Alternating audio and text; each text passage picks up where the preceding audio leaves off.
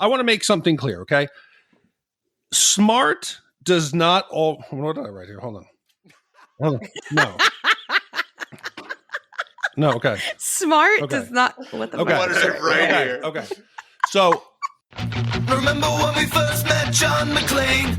Argyle picked him up from the plane and took him down the Nakatomi Tower at the Christmas party. And the terrorists were overzealous, but it was sweet when they killed Ellis.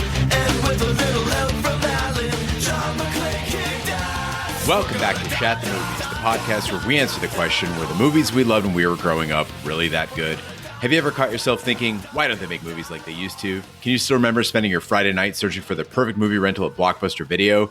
Do you know what Blockbuster Video is? If you answered yes, then this is the podcast for you. I am one of your hosts, Gene Lyons. Alongside me are my co-hosts, Ash Door to Heaven O'Neill. Hi, y'all. And Big D Dick Ebert. Good evening. And each week we take a look back in time and decide if our favorite films still hold up. The movies we cover are chosen by you, the listeners, who generously commission the films you love. If you'd like to see all the movies we have covered, will cover, or want to choose one for yourself, please visit shatthemovies.com and have a look. At the end of each podcast, we'll provide you, the audience, with the number of wipes each movie takes to get off your respective butts. So thank you so much for listening. If you haven't already, hit that subscribe button and share with a friend. That's how we help the podcast grow. Additionally, subscribe to our sister podcast, Shat on TV. We review TV series such as Westworld, Taboo, Lovecraft Country, American Gods, Game of Thrones, True Detective, and Watchmen. Find all that information and past episodes at shatontv.com. And finally, to hang out with us live all week long, follow and subscribe to our Twitch channel, shatthemovies.com/Twitch, where we play video games, host watch parties, and do live edits of this podcast. Coming up on our Twitch stream, we are doing Aliens Fireteam Elite on February 20th and having our Mardi Gras party on March 1st, of course. All that being said, Big D, what movie are we reviewing today? Well, Gene, tonight is a milestone moment as we close out the month of Steve. So I've been drinking a little bit lately as we record, but tonight's different, Gene. Oh? Because I feel this movie deserves a sober Dick Ebert. This is a pinnacle movie in my life that I really loved, and I did not want to come in here anything less than sharp as a katana.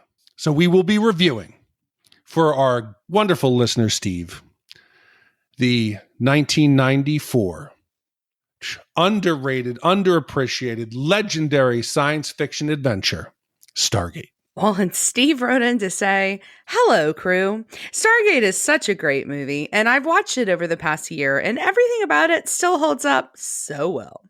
The acting is great. The looks hold up, and I like how it ends with no, what's next? I would say it's a perfect sci-fi movie, and if not the best, close to the best.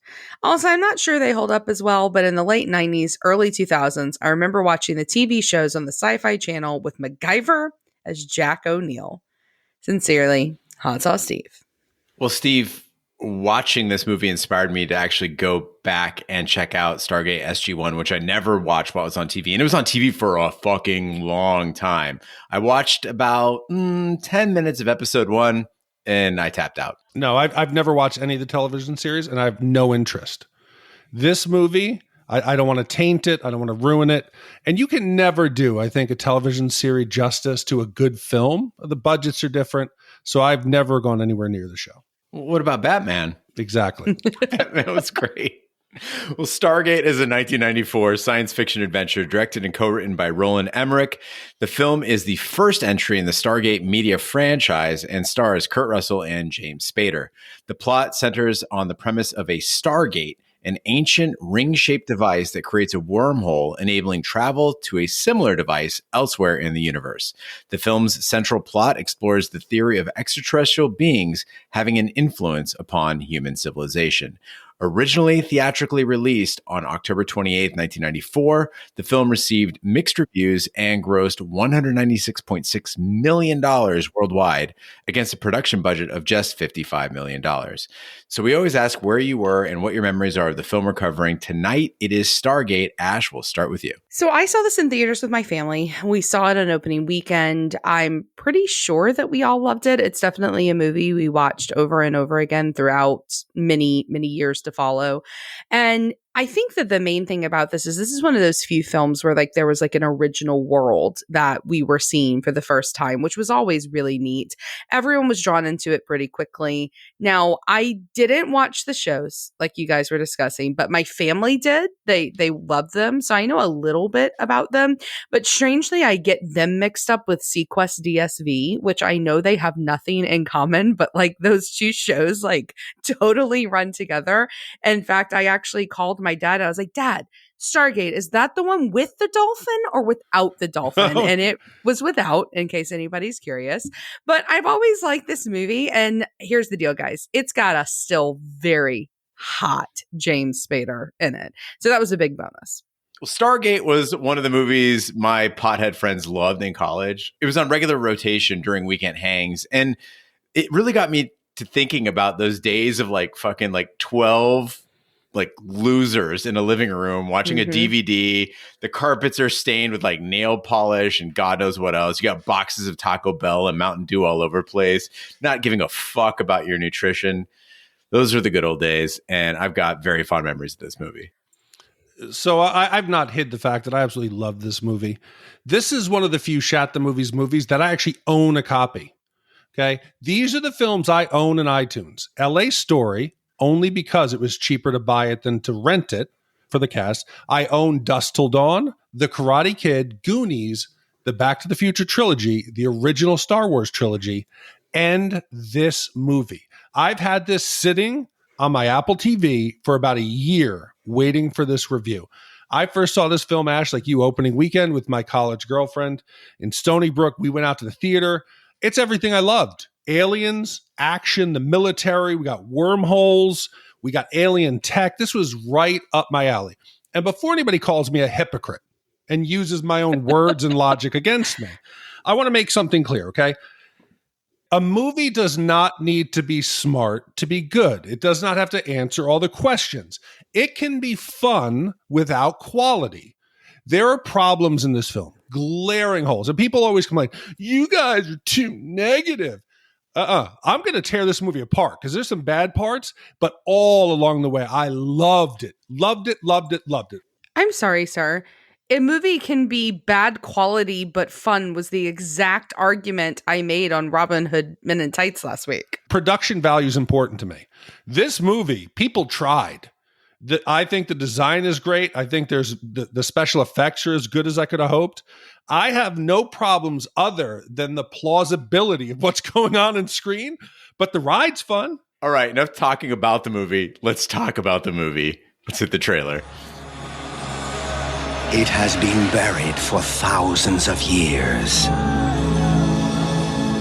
A mystery. A secret. A threshold to the future. Where'd you find this? I've never seen anything like this. One man will break the code and open the door. Well, this should read Stargate. It was in front of us the whole time. The other will lead the way. Why are you here? I'm here in case you succeed. Jackson's identified the seventh symbol. Backup storage, reserve power, on. What is that? It's your Stargate. We've opened a doorway to a world we know nothing about. The beam has locked itself onto a point somewhere in the Kalium galaxy. It's on the other side of the known universe. Your turn now. They prepared for danger. Begin final evacuation. They expected the unknown. Stabilizing system. Initiated commencement sequence. But they could never have imagined this.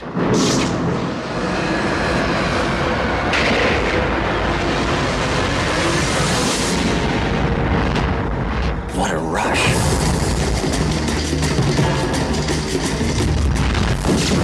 Stay right here and shoot anything that comes down that ramp. Your job here is to realign the Stargate. Can you do that or not? I can't.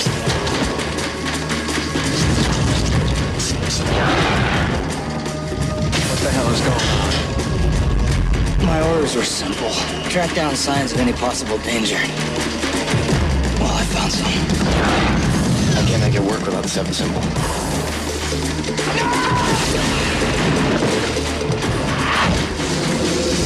We have to abandon base camp! 7 minutes. Now, the most amazing discovery of our time Jackson, wait for me. is about to become the most extraordinary adventure of all time. Kurt Russell, James Spader, Jaye Davidson. Stargate. A Roland Emmerich film. In 1928, Catherine Langford's father unearthed stones engraved with Egyptian hieroglyphics. 66 years later, she invites linguist Daniel Jackson to translate them. The stones are now part of a U.S. Air Force classified project overseen by Colonel Jack O'Neill. Jackson determines that the hieroglyphs refer to a Stargate, which uses constellations as spatial coordinates. He uses his coordinates to align the Stargate's markings. And when all 7 are locked in, a wormhole opens, connecting the Stargate with a distant planet. Jackson joins O'Neill and his team as they pass through the wormhole. So I love when a movie needs a reason to have a plot to start. And this one definitely needs a reason for the plot to start. It kind of is dumb, right? Because, like, you're telling me that only Jackson can see that missing glyph on the device. They've been working on this for like 20 years, and he comes in and he's the only guy that can see it. Because here's the deal. If you've not seen this in a while, it's not like they're all like Egyptian hieroglyphs that you would picture of like a bird or a little stick man holding a pot of water or like, you know, whatever the hieroglyph is. This looks nothing like the other ones. Like, there is nothing similar to the other ones they've identified with this one. So, like, you didn't, like, maybe try it. And you can't also tell me that they didn't try the other combinations because you've got 6 symbols. It's not like there's an infinite number of possibilities. Just try each one as the 7th symbol, and then you're done. They've got all the supercomputers of the U.S. military in 66 years to work on this project. Couldn't you just try every combination possible? And the only explanation I could give is when we're seeing them put in the code, the whole building's fucking shaking. Yeah. So maybe they're like, listen, the building's going to shit itself if we get it wrong. It's like some cosmic booby trap. Let's not fuck this up. Well, thank God there was a guy sitting there with the paper with the constellations on it, because we would have never had a film otherwise. I enjoy the fact that we don't waste time. There was no weeks of research. There was no studying, going to the library, having like a conference call. He solves it pretty quickly. Yes, it's ridiculous, but it's fast. We want to get through the Stargate. We don't want to spend time doing research. That's not what this movie's about. And Gene, you're right. He can't just start putting in the codes randomly. This is the farthest we've got. The building shaking. It's using all the... They could blow the Stargate up. You can't just fuck around. This isn't a combo lock. You can't just force it. No, brute force won't work.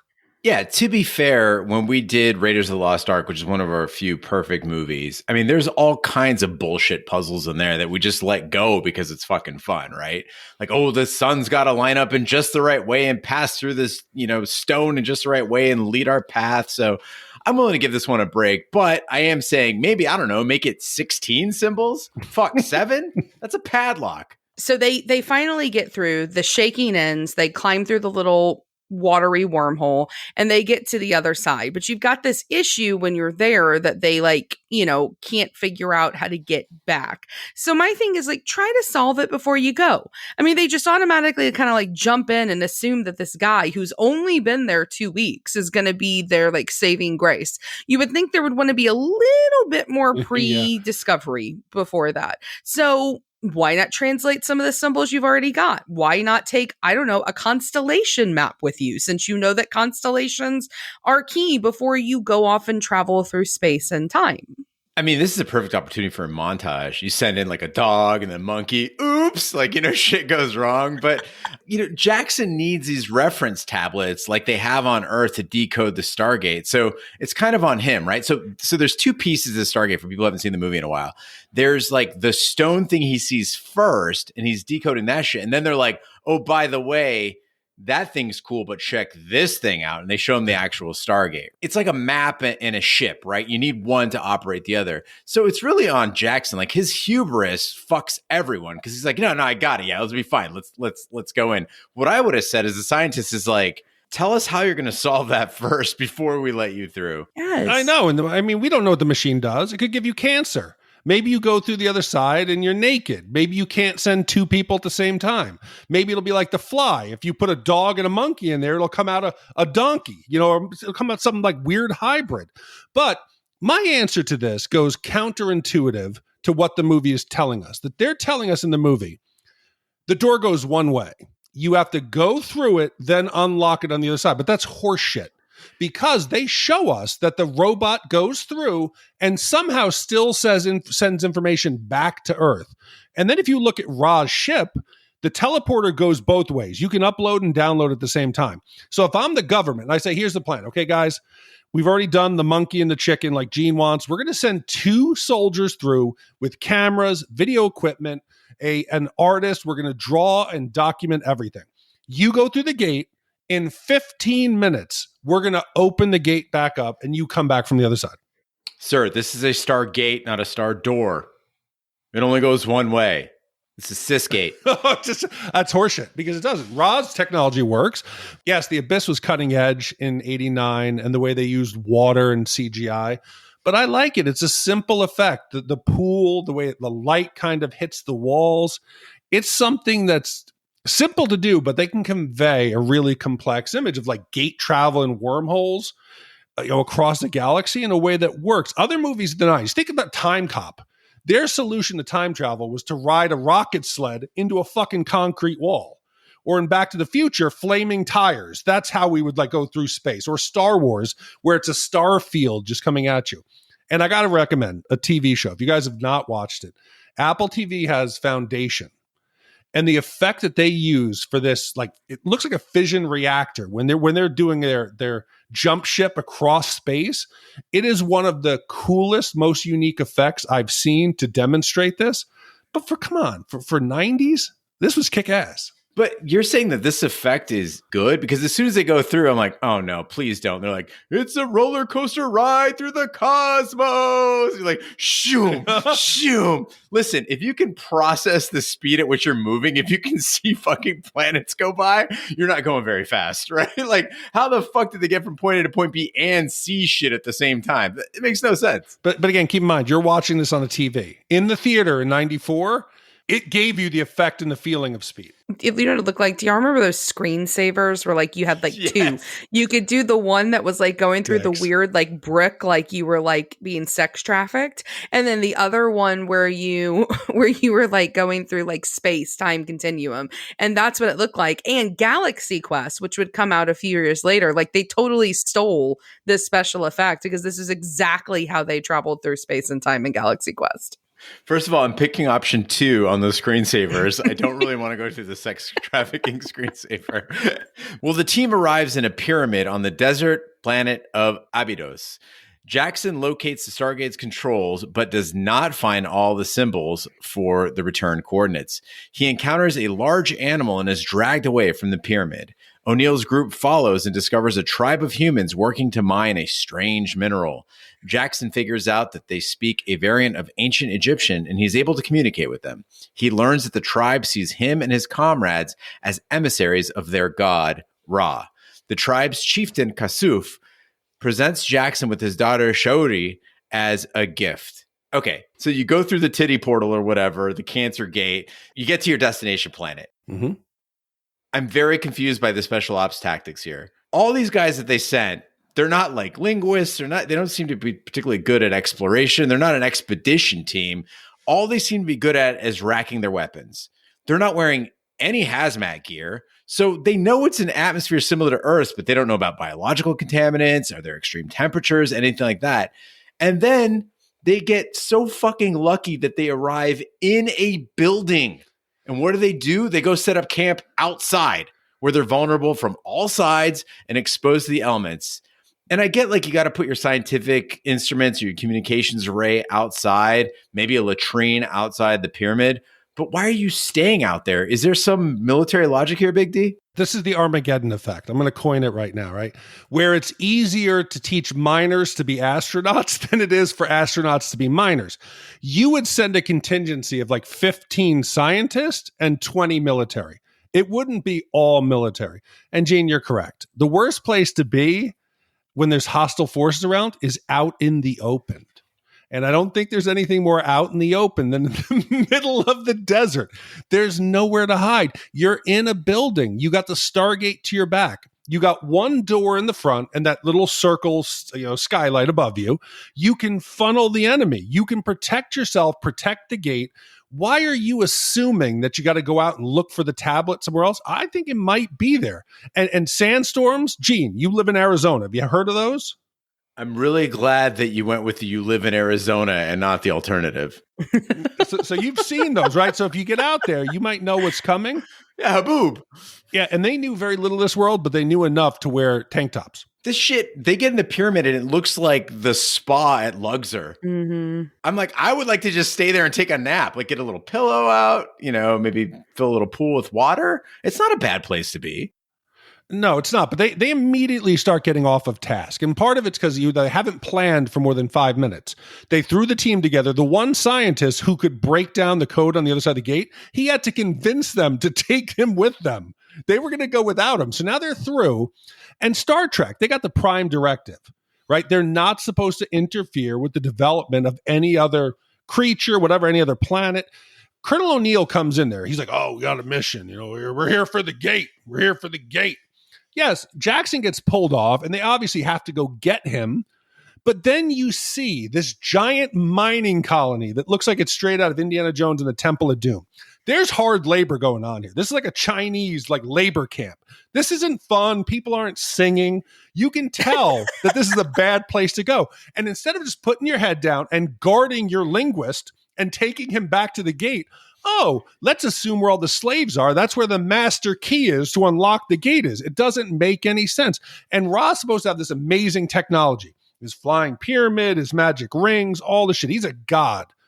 But this dude's depending on this vital mining of this valuable ore to these desert nomads with pickaxes. Why couldn't he pull out some kind of like earth movers and just be leveling planets? This doesn't seem practical, and I'm starting to question whether or not Ra is as powerful as he pretends. Dude, what about Ra is practical? He's not exactly Mr. Practicality. He's got a regeneration tank that's a fucking sarcophagus. His guards can't see out of their fucking helmets. His spaceship is a pyramid. When it lands, it's just one pyramid that lands on top of another pyramid. How the fuck does that move through space? It's no wonder his race died out. The dude doesn't know how to do anything right. Maybe he's a bad parker. They're like, geez, he keeps crashing it. Let's have him park on top of another pyramid. He can't miss that. Well, there obviously are some dumb things that are happening in this movie, but I mentioned him in my intro. I just want to go back to James Spader. James Spader in this is so charming, and he's so sexy with his little nerdy I'm a Professor Jackson look. And he gets there, he tells the story about how Ra takes over the planet, and he does this thing. James Spader does this thing where he has this whisper talk that he does when he wants to seem really smart. And so he's whisper talking and using his hands a lot in the pyramid that, his desert girlfriend takes him to. And I don't know about y'all, but I'm glued to my screen in that scene because the story is dumb. It's ridiculous. It's cut with these cutaways to Ra himself, but Spader makes you want to watch. And for me, he's the best part of the whole movie because, guys, Kurt Russell with that haircut, all of that seriousness, I think he almost ruins it. And that fucking beret. What? Every time he puts that beret on and it's just kind of scrunchy, I hate his beret so much. Out of line. Okay, so I was really excited to see Kurt Russell's juxtaposition from being the rebel, the cool guy to being that clean cut military guy. It was a nice little trick that they pulled. But Ash, you're right on James Spader because I'd forgotten this side of James Spader. I'd never seen him as that nerd. When I think James Spader, I think a secretary or Sex, Lies, and Videotape or Less Than Zero. And he is a really good antagonist. He's fucking really good at being a sick, depraved, nihilistic fuck, but he's an equally good protagonist. Do we call him an antagonist in Secretary? I mean, he's pretty hot in that movie. He's at least not a wholesome, geeky intellectual. Fair. But I like what they did with Jackson here is that they let you have a character in a movie who's an intelligent guy, but he's not macho, but he's not a coward. Yeah. Right. And that's a rarity in film. Oh, yeah. He's not a weenie. Oh, hi, guys. My glasses are coming off. He sneezes, whatever, but he's likable. Okay. That's his one little nervous, nerdy tick is his sneezing and his allergies and whatever. But Ash, I've been sitting here biting my tongue. Okay. How dare you question Kurt Russell? How dare you? He is Easily. perfect 80s and 90s action hero. I've thought about it today. He's built like kind of like the hot everyman. He's not Arnold. He's like a big dude. He's good looking. He's got that little dimpled chin. His hair is great. He's got those eyes. He is a great action hero. Big D, I thought you would take issue with the fact that he doesn't know how to use a sling on that fucking submachine gun. He's always like just carrying it around, tucking it under it's got a sling on it. No, but listen, his eyes. His eyes captivated me. Just so you know, true. Ash, in the military, berets, do you know we shave them with a razor? So you get the little balls off of them. You want it to be nice and smooth. They're called pills. Oh, whatever they're fucking called. But I do want to talk about Jackson getting bullied here. And this was one of the problems I had. Lieutenant Ferretti. He's played by French Stewart. Yeah. Do you remember fucking Third Rock from the Sun? Yeah. So he's got like that weird way that he talks. And when he's out there and he's trying to bark orders, and it's bad enough that they make him a special ops, Air Force commando, but then he's going to be the bully? Totally wrong cast. The best part about it is that French Stewart is always squinting, and then they put him on like a desert planet with like the sun on his face. I'm like, yeah.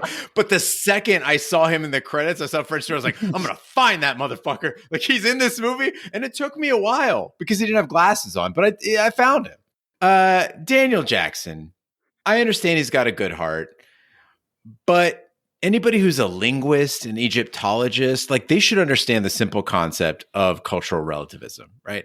So Shaori, that's like the daughter of the chieftain, right? She's the good looking one. You know, when you see the photos and they're like, Afghan girls can look like this too. That's her, right?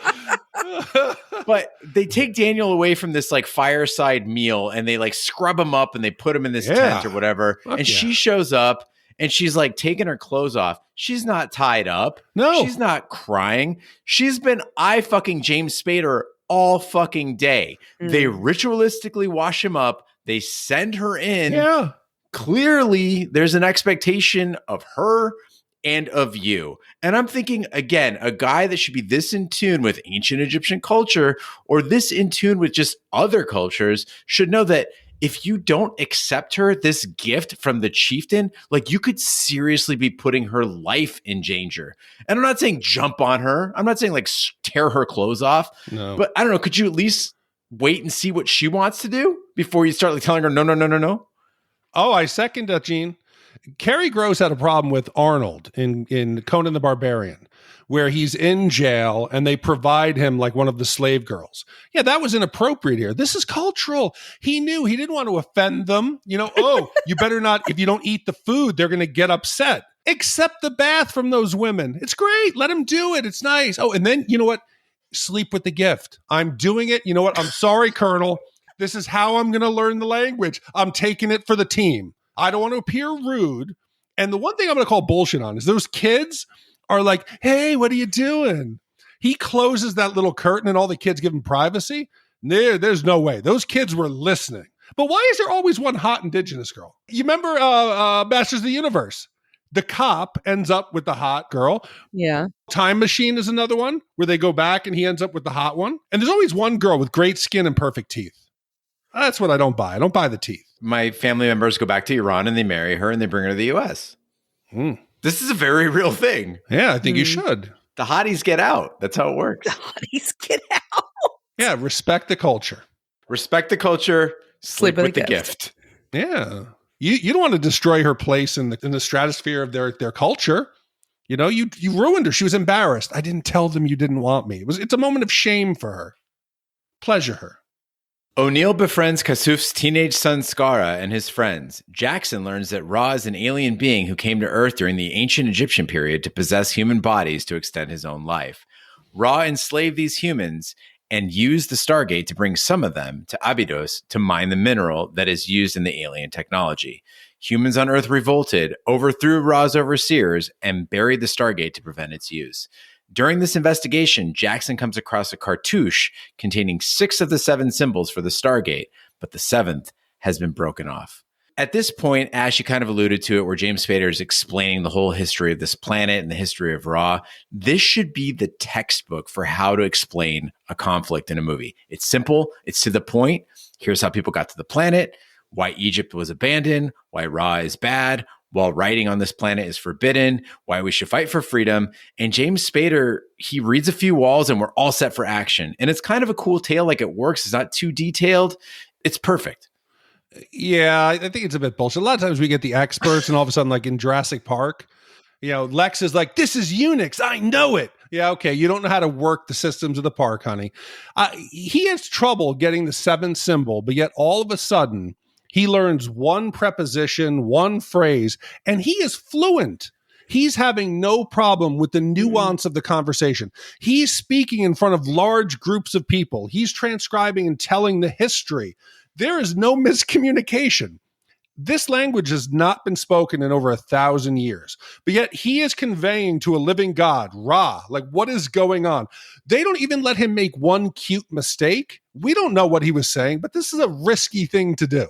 I think that that's not fair. I actually thought they handled this pretty well in the movie, because he's been studying, what these symbols mean, and he's using those to put, things together. I mean, you said one cute mistake. Like, did you want him to them to make some joke where he accidentally complimented her boobs or something when he was asking for water, in a lesser comedy? Because you see him, put it together. And as somebody who speaks, another language, there's ways for you to kind of piece it together, where once you know one, you can kind of figure it out. Yeah, maybe the people of Abydos are just polite. No, yeah, exactly. He didn't know what the hell they were saying. They were just nodding. Mm-hmm. Yeah, okay. They were just nodding. Yeah, chicken man, go on. Yeah, okay, yep, salute. Yeah, but so in my in-depth research, I wanted to learn something new about this film that I loved, and I thought I knew it all. So there is a 15th anniversary Blu-ray that came out, and it comes with a commentary from Roland Emmerich, from some of the cast, the other writer of the movie, and I listened to it on my ride to work, and I learned so much about it, because I've always taken this movie for what it was, what the theatrical release was. Roland had to fight the studio every step of the way. So even though he's done other big, the dumb action movies that, you kind of know him for, like Independence Day, the Godzilla with Matthew Broderick, he did The Day After Tomorrow, he did the second Independence Day, The Resurrection, but he can do that stupid Michael Bay type movie.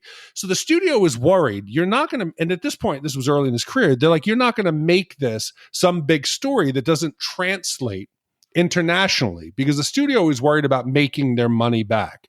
So he had to fight every step, and we get little hints of a plot that never made it to screen.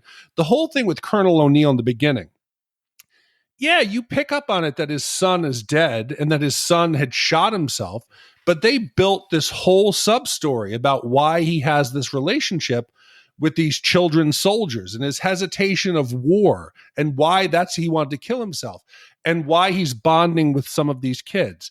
That was all cut out. There's so many cool things that they had done. Like in the original, when the human side of the gate, they took it down. Ra didn't know the gate was down. So he started sending people through the gate. So when they find the gate buried on Earth, there's fossilized remains of his soldiers, of humans, into the rock. It's really cool. And the biggest one that I took away with it was they were so busy trying to see, can we get the shots? Can we get the Spade? Fighting with the studio, fighting with the actors. They were in post-production when he said, oh shit, what about the theme song? And he goes back to David Arnold, who did the score for this film. And they're like, let's hopefully we get something. And he is presented on a silver platter with one of the best scores and themes, I think, outside of John Williams. This theme makes the movie. It evokes emotion.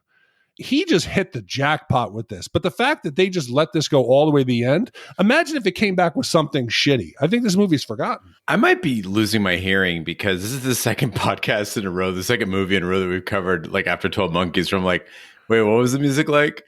Was it a tango? Are you serious? Tango? I don't recall. Here, just listen. We're just.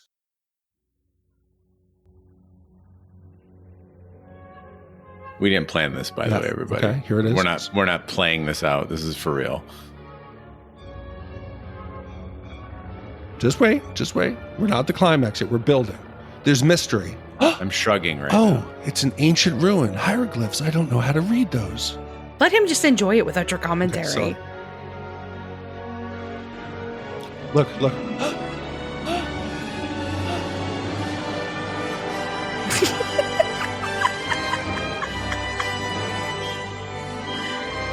Starting to question who the dancer is in this group, Big D. Oh, God. He looks so scared. Okay, I'm vibing with this. It's cool. It's nice. It makes me feel like I'm on an adventure. I'm on a the sea, roller I'm on the coaster through ocean. space. What's going to happen? There's mystery. There's danger all around Gene Lyons, and there's wonderment at discovery. Oh, I remember that because it reminded me of Star Wars. Yeah, it's good. Well, that night, Ra's ship lands atop the pyramid structure. His soldiers capture Earth soldiers Ferretti and Freeman while killing Porro and Riley.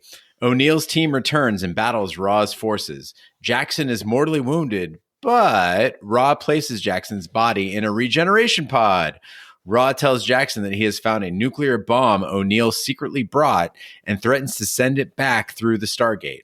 When Ra orders Jackson to execute his comrades, Skara and his friends create a diversion that allows Jackson, O'Neill, Kowalski, and Ferretti to escape. But Freeman is killed. They flee to nearby caves to hide from Ra, and Skara draws a sign of victory on a wall, which Jackson recognizes as the final symbol. So, Gene, one of the things that you take as a weakness of this film is the set design, and you were commenting on Ra's back to tank. I think that's a strong suit. You want there to be the tie-in. Is this the Ra of Earth's history? It looks like the hieroglyphics. It looks like what we've seen, but yet, hey, these headdresses, they have technology embedded. They can fan out. They have all kinds of gadgets. The back to tank, of course, it looks like a sarcophagus. Wow, that makes sense. All the drawings we've seen on the pyramids in Giza, it matches. I like it. The staff, they've hidden the tech in things that would make everything we've seen about Egyptian art plausible.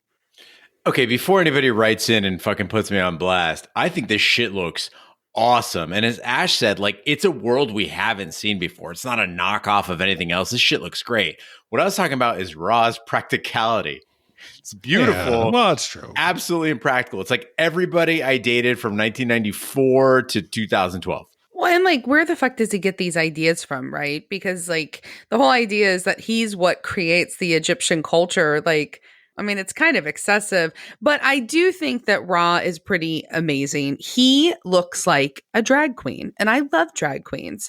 He's got these beautiful, sometimes purple, sometimes green, sometimes black eyes. He's got these amazing gold fingernails, and his outfit I thought was amazing. Every single one that he wears, especially the one that he's sitting in when he's got the big head thing on and the kids are all around him. He looks badass. I want to go to a club with this dude. Yes! So I get why they thought he was a god. He's pretty. But his acting, can we all agree? The deep voice that he talks in and the way he kind of randomly makes a fist, but it doesn't look very fist-like. He's just not intimidating at all. And so what do? They give him a nuclear weapon. But even then he does this thing where he walks down and he's and he gives it this stank eye, and he's supposed to be burning with godly fury, but he's not. He's just kind of lame. He's beautiful. He's draggy, but he's kind of lame. Oh, I loved Ra. Ra gave me Zool vibes. And it makes sense that an alien with vastly superior technology and freedom from the rest of his race, no other Ra aliens can judge his ass. They could just do whatever he wants. He's I'm going to be fabulous. I'm going to pick the youngest, prettiest body I can find. I'm just going to rock it, right? Mm-hmm. And then what do? If that's not enough, you got to surround yourself with a floating day spa and all your half-naked homies. I dig it. If humans all died out and I could just do whatever the fuck I wanted and inhabit other bodies, this would be me. I would do this. So we've talked about before the Mandela effect, when it is like a false memory, and a lot of people have them and share them. I would have bet my life that Ra was Rodrigo Santoro, the Brazilian actor from Westworld. That was Xerxes from 300. Buddy, Rodrigo Santoro is 6'3". That's what I kept thinking it was him. And he would have been like 12 years old when this movie came out. I don't know how old the man is. Well, he's like my age now. I thought he was going to come out with like the little ring from his nose to his ear, that whole thing. I was shocked. But like when they're opening the doors, I'm like, yeah, here comes that Brazilian, like golden, he's oiled up. And I'm like, he's going to be badass. And instead we get this little boy who's like, oh, hi. And his lack of toughness is reflected in his values, right? Like raw security. Awful. Dude's like, hey, let's have a public execution. And here's how it's going to go. I'm going to sit on this throne. I'm going to have my guards to either side of me. And then I'm going to hand this enemy combatant a laser stick. And I'm going to sit right behind him. And then I'm going to sit directly in the line of fire like no big deal. Like, come on, Ra. You have a slavery system. You have flying ships. You have blasters. Like, maybe focus on security. Could you spend less time on decor? I mean, it's beautiful. It looks amazing. But maybe spend like half of that time building a fighting force. And the thing is, like, it's not like he never saw this coming. This motherfucker was deposed in ancient Egypt. Like, did he not learn lessons there? Just because he has a spaceship, we're assuming he's smart. Maybe he's not. Maybe he was like the dumbest on the pyramid and he survived some kind of pandemic and he's just pretending to be the one because he's a fucking idiot. How is he controlling multiple worlds when he doesn't even have like a secret service? His guard contingency is 10 children, 6 guards, and 2 fighter planes. That's it. That's all he's got. And then the fact that Earth revolted, no wonder they revolted, dumbass. They revolted because you have no guards working the mine. You're so quick to stop them from writing and learning history. How about you put some guards out there, right? How about you do something? It's going to happen again. I mean, and what does this technology do? You have a strafing run where these and the birds look cool. I mean, those whatever those spacecraft fighters look pretty badass. But they can't hit shit. This group, they don't kill anyone that we know of. And the other ones are hiding behind a fortress made of overturned wood wagons.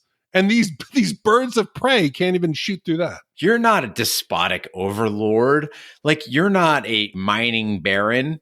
You're just a guy who makes shit look really cool. Just focus on that. Live in harmony with people. Be a designer. Yes. Ra, the greatest designer that ever lived in the galaxy.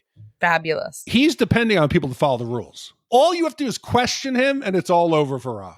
Well, O'Neill and his men launch an attack on Ra, who sends out fighter ships against the humans. The humans outside surrender to the fighter ship pilots, but the rest of the tribe rebel against the pilots. Shauri is mortally wounded, but Jackson sneaks her aboard Ra's ship, leaving O'Neill to fight Ra's guard captain, Anubis. Shauri recovers in the regeneration device, but Ra discovers them and attempts to kill Jackson. O'Neill activates the teleportation system, killing Anubis and allowing Jackson and Shauri to escape. O'Neill and Jackson teleport the bomb to Ra's ship, destroying the ship and Ra. The soldiers return to Earth while Jackson chooses to stay behind with Shauri. So at first, I was mildly annoyed by the presentation of desert cultures as primitive. Like, being an Iranian and being a Kurd, like, this kind of hit home a little bit. But I tempered that with my understanding that Ra's an asshole and he won't let people evolve or educate. This isn't a statement on my people. This is a statement on some fictional people on another planet. But that doesn't change the fact that Stargate very closely parallels some real-world events happening in the early 90s. So let's establish the facts here. You got a people who are made part of a world against their will. They're living in the desert. They're not allowed to advance beyond primitive life. They're serving a despotic ruler who sits high above and can rain down death from the sky. But then Americans show up. They teach the people about candy bars and cigarettes. The chicks dig the Americans, and they inspire the little brown folks to rise up because strong men aren't really so strong after all. And I'm thinking, what Mesopotamian regime could we be referring to in 1994? Yeah. But listen, what about a fucking complete turn? O'Neill in the beginning is like, don't pick up the gun. And now he's giving the kid smokes and he's arming like a child militia. And where did he get these weapons from? There's I counted 15 Kevlars. There's enough rounds and firearms to arm a great many of these villagers. They bring those little boxes with them on the mirror trip. Were they planning for to overthrow Ra? Was this just you just brought, hey guys, let's bring some extra uniforms, okay? It was the American military. They bring that shit with them everywhere. We're on a mission here to secure the gate. We weren't here to fucking protect and serve. That wasn't our role here. They brought a nuclear weapon. I think they were going to bring some guns too. But Gene, in every movie, people can't hit anything. You could shoot 500 rounds at somebody and you don't hit them. This group of kids, they hit everything. Mm-hmm. 1 or 2 shots. They're sniping guards. They're killing these indestructible guardians. They're shooting them. You know what? Hey, the soldiers, we've never shot these staff guns. Choo, choo. They're hitting people 500 yards away. Yeah, the staff gun's pretty self-explanatory, though. But you're not going to hit somebody at a distance. That's some Harry Potter shit. You just point at a dude, you fucking, and it goes. Right. There's no scope, Gene. I want to see you take that out in the desert and hit a fridge with that thing. You're not going to hit it. You give me a scope and I'm still not fucking hitting it. I mean, what an insult. In Harry Potter, you at least have to say a spell. You don't just have to shake it kind of like a shake weight and then it explode out the end. So for people who didn't get it, I was referencing the Gulf War 1. And fun fact, if you guys didn't know this, we consider now to be the golden age of conspiracy theories and that, we're a much saner people 30 years ago, whatever. No, actually, during the Gulf War, there were conspiracy theories that we went to Iraq to capture Saddam Hussein's Stargates. Really? People actually believed that there were Stargates, and it actually goes back even further because the British thought that the Nazis had captured Stargates and they were trying to capture the Stargates. So there is an actual real history to this shit where people do believe, and most famously with Saddam Hussein, is that they believe that one of the basements of his palaces contained a Stargate. And so they had to get in there. And there are still people to this day that believe that the weapons of mass destruction that we didn't find were in fact Stargates that Saddam Hussein possessed. So maybe the yellow cake, he used the Stargate to move the location. So Saddam had the WMDs. He was just storing them on another planet. Or maybe he just couldn't get that 7th glyph that would give him access to the stars. If only he had had James Spader. Well, we get to the end here and all of a sudden we get our little love story. It comes to a culmination and he decides to stay. Jackson decides to stay on this very sandy, desolate planet. I get it. You're in love, sort of. She's a cute girl. She's exotic. Yes. But why not leave with her? No. Wouldn't you be better living your life out on Earth where there's technology and air conditioning and plumbing? And this planet, is this all there is? Is it just sand? Is there anything else? Because you could take her back. No. And you could probably take everybody else too before you destroy the gate. So, I mean, what would you guys do? You leave the hot girl or you live with her in the fucking desert forever? This is easy. I'm like a cop in Eternia. I get the hot chick. Are you kidding me? It's only downhill if Jackson goes back home. He's gotten evicted. He's got no job. He's poor. How long until this hot girl gets educated and she's out there? She's like, dude, I'm leaving you, Jackson. You were great on Desert Planet, but here, I'm leaving you, buddy. He is smart to keep her away. Keep her on that planet. He's big shit. He destroyed Ra. He's a god. He's going to live great. Hand and feet, group baths every night. It only goes downhill if he goes back to Earth. Big D, I'm feeling some personal insecurities coming here. Why? You just meet that exotic, beautiful lady. You want to keep her away from the rest of the civilization? Make her think you're the greatest one? So you bring her to Orlando. No, she came here. I didn't go out and get her in the jungle. She came here. She came here. The jungle? Yes, the Amazonia. Sleep with the gift. I didn't go into the Amazon and pull her out. This isn't like Eddie Murphy. Eat the food, sleep with the gift. Ash, you're not wrong though. Like initially I thought this was a selfless act, right? Like he's a linguist and a PhD, so he wants to stay, on the planet and advance his civilization thousands of years in just his lifetime. But it's like one city. It's like a village. Like why not just evacuate the whole planet? This entire human population of Abydos is like the size of Yuma, Arizona. Like there's got to be a place in Wyoming or something where everyone could just fucking go and live in peace. Oh, great. All of a sudden you want to set up a reservation, Gene? It didn't work before. You want to get all these guys through the Stargate, set them up on their own land where they can build casinos and don't bother anyone? Is that what you're trying to say? Listen, there are two stories to America, and there's my story of my people who came over in the late 70s and are living quite happily, thank you. No, I think the government wants to keep the existence of the Stargate quiet. And if you had these dudes running around with their hairy horses, this would not be a secret too long. Did either of you get some like serious Star Wars vibes from this movie, aside from the score? Like, Stargate felt like it bordered on a very early George Lucas level of adventure, racial stereotyping, imagination, and visual fun. Like they got sand people, they got giant hairy beasts of burden, shiny flying ships, armor that masks the bad guys, there's blasters, and then there's that score that interweaves beautifully with the story, an uprising for freedom. Like I really felt that this movie is on par with, and I know this is blasphemy, but this is on par with A New Hope, if not Empire Strikes Back. Ooh, we're going to get some emails. See, I don't think so. To me, I think this movie's on par with The Mummy. It's the adventure. Bold take, Big D. I think it's the same thing. Star Wars, no. The New Hope, I think, was something groundbreaking. This apes a lot of what worked in some of the other genres.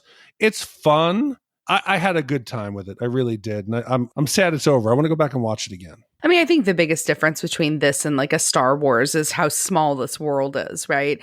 Like this, I know they had the shows and like Stargates going other places, but this does not feel as operatic as the, entirety of the Star Wars universe. And this is clearly a tribute to Star Wars in some way. It has to be because it is so influenced by it, but as good as, and certainly not Empire. Good God.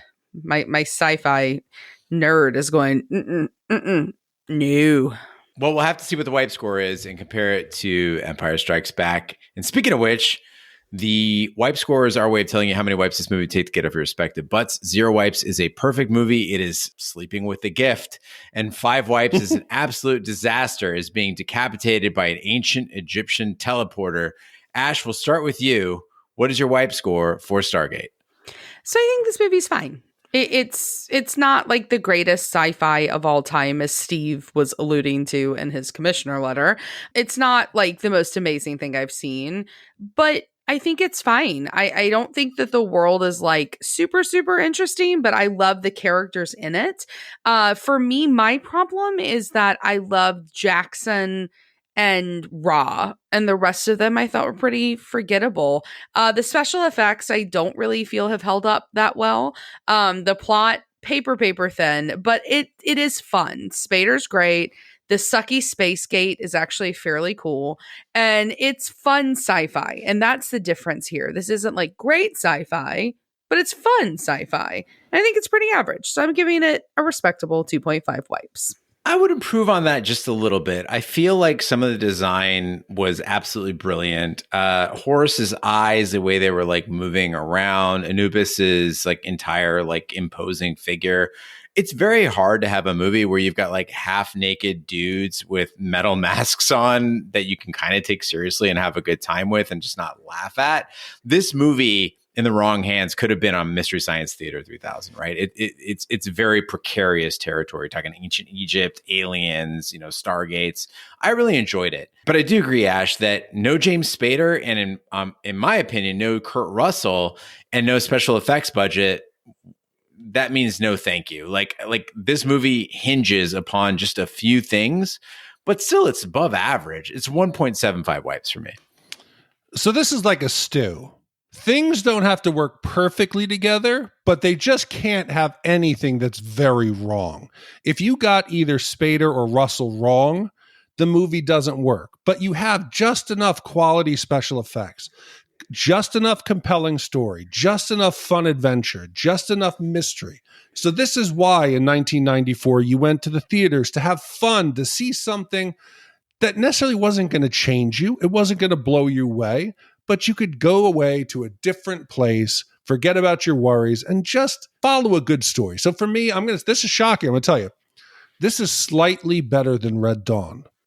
This is a 0.75 white movie. God. Is it perfect? No. Is it quality? No. Is it going to win an Academy Award? No. But this was one of the first DVDs I owned, and this is happily my permanent digital content that I own. I feel like even though my score is 1.75 wipes and I'm going to stick with it, I can just imagine that in 1994, let's say it's summertime, you go into a nice dark theater, you got your big soda, you got your popcorn, you watch this movie. This movie is fucking one of the best experiences you could possibly have in a theater. Fun. It was fun. It was. There were just better that came after it. Well, 2.5 wipes from Ash, 1 3/4 wipes from me, and 3.25 wipes from Big D. That comes out to an average wipe score of 1.6 repeating wipes for Stargate. So, Gene, with a score of 1.66 repeating wipes, that now ties this in the 93 spot with Gremlins, Planes, Trains, and Automobiles, War Games, The Natural, The Rock, Back to the Future Part 3, and Dutch. I'd say it's more fun than those movies, but it's in good company. It's one of those movies you're not going to leave the theater upset. No. You're not going to, why did I spend that money? I wish I had done something else. And you're going to watch it when it's on TNT or TBS. Like, it's going to stay on there and you're going to watch the whole thing. So I agree. Those are all those kinds of movies. And with that wipe score, that wraps up the month of Steve. Thank you so much, Hot Sauce Steve, for your commission. And we can hear from the man himself in this voicemail. Hey, Shat crew, it's Hot Sauce Steve calling in about the It episode. You brought up the idea how there's not a community TV event anymore. I want to kind of disagree. At least I still experience it.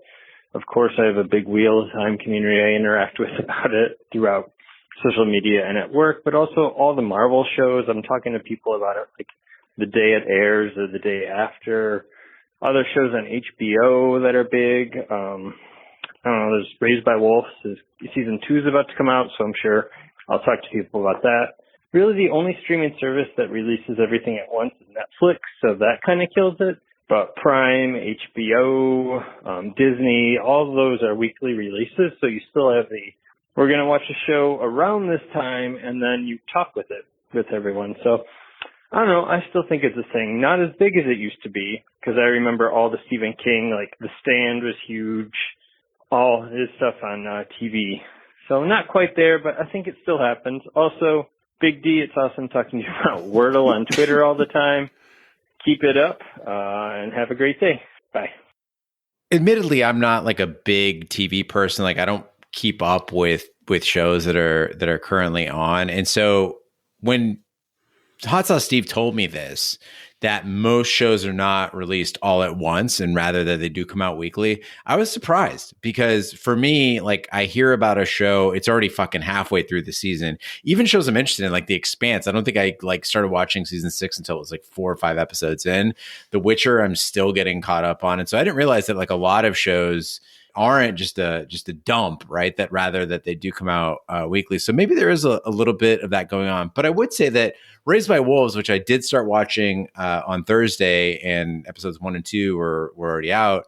It's not the same as Game of Thrones in the sense that like if we were in an office setting, which clearly we're not, but if I was going to the office daily, I would go to the office and I'd be like just getting a cup of coffee and fucking people could be like, Game of Thrones, right? And I'm like, I'm not caught up, like fucking chill out, shut the fuck up.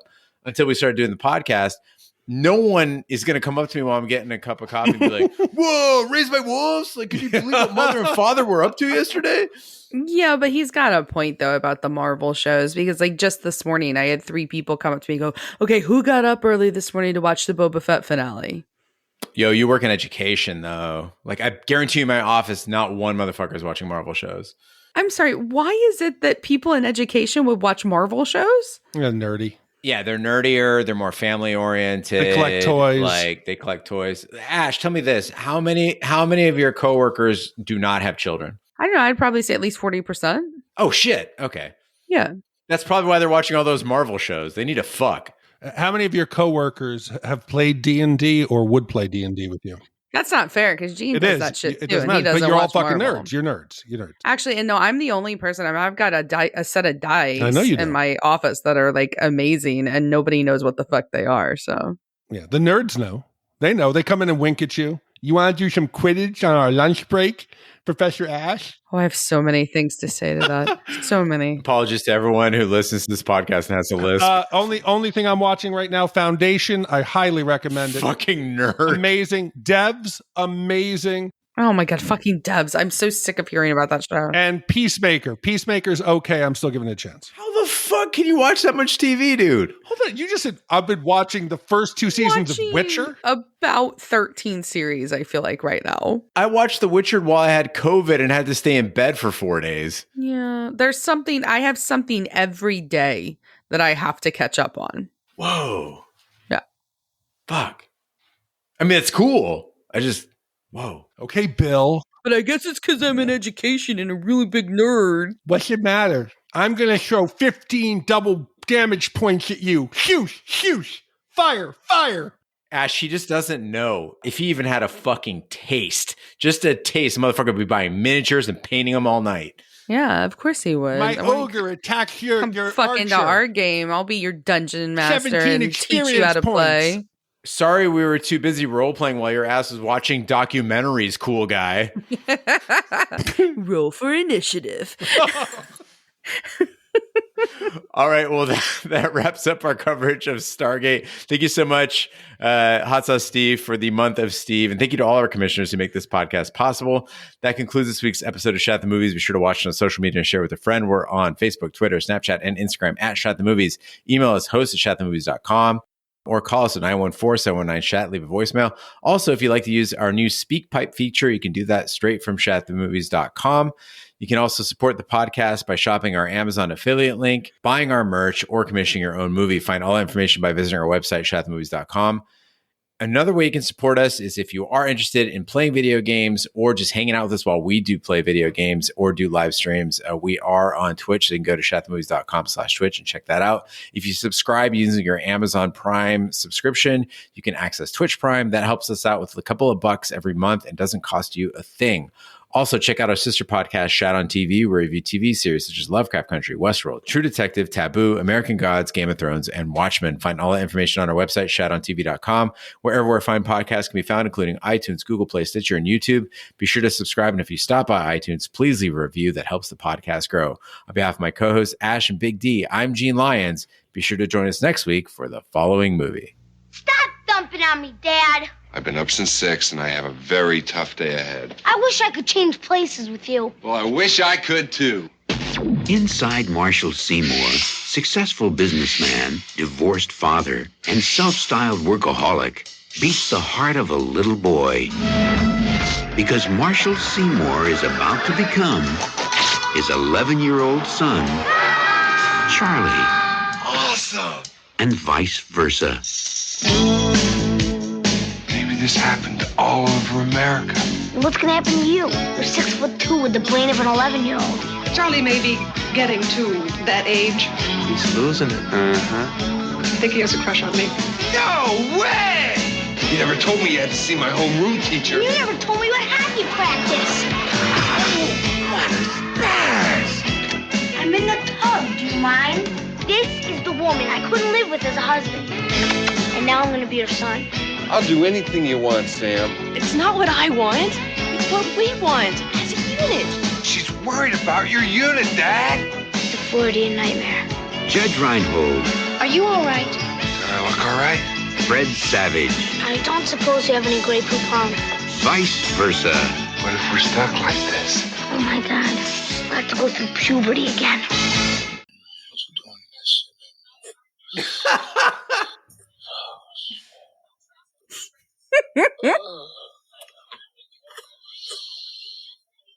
I mean, it's good form.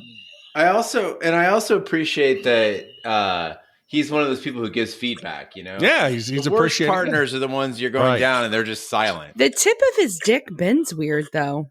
Everybody's does. No. I'm surprised he didn't have a Band-Aid on the tip of his penis. Just on the left side. Yeah, it's getting hot in here. Wow. Good for him, you know? He's being supportive. He's not being degrading. She looks like she's having fun. So Yeah, it's healthy. Go for it, Nelly. Yeah. Hey, you know what? I think that's nice. I do. And I apologize in advance for drinking